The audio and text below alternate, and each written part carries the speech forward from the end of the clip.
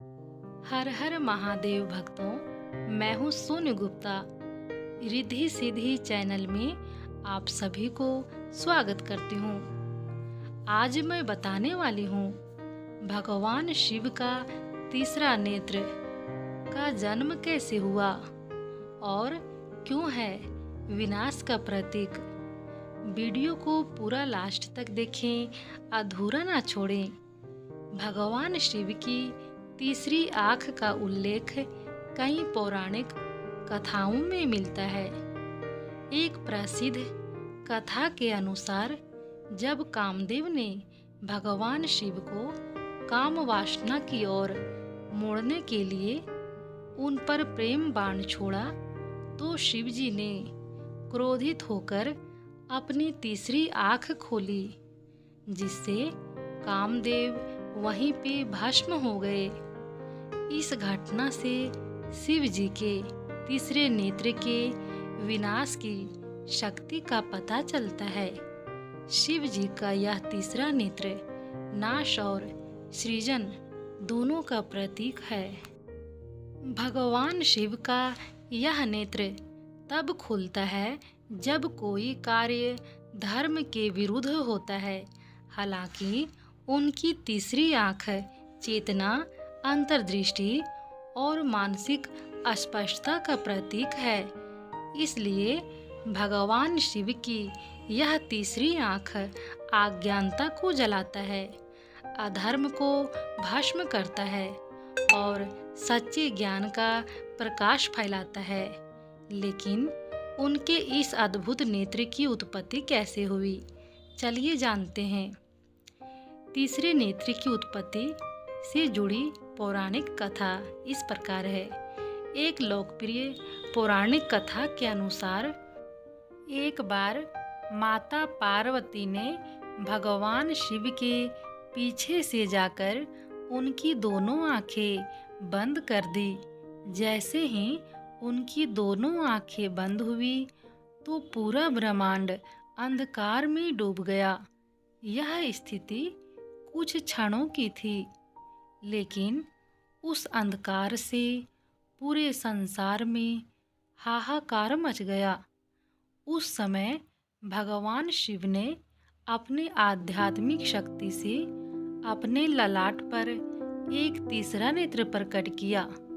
यह नेत्र अंधकार को दूर करता है और ब्रह्मांड को पुनः प्रकाश देता है। इसी घटना को तीसरे नेत्र की उत्पत्ति के रूप में बताया जाता है। बाद में जब माता पार्वती ने इस तीसरे नेत्र के बारे में पूछा तो भगवान शिव ने बताया कि उनकी आंखें सृष्टि में सूर्य के समान माना जाता है। अगर वो उस पल अपनी तीसरी आंख नहीं खोलते तो पूरी सृष्टि का विनाश हो जाता। भगवान शिव की तीसरी आंखों का ज्ञान, विवेक और विनाश का प्रतीक माना जाता है। उनका ये ज्ञान चक्षु भौतिक दुनिया की सीमाओं से परे है। सत्य, असत्य, छल, काम, अहंकार और माया को देखने में ये तीसरी आंखें सक्षम होती हैं। शिव जी की तीसरी आंख तब खुलती है जब अधर्म, अहंकार एवं अत्याचार अपने चरम पर होता है।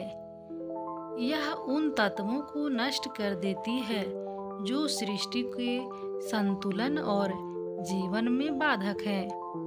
भगवान शिव की तीसरी आंख केवल बाहर की चीजों को नहीं, बल्कि भीतर की अशुद्धियों जैसे वासना, मोह, लोभ को भी नष्ट करती हैं। उनकी यह आँख इसलिए विनाशकारी मानी जाती है क्योंकि यह मनुष्य के विकारों का नाश करती है, जो मनुष्य को सत्य और ज्ञान तक पहुँचने से रोकता है।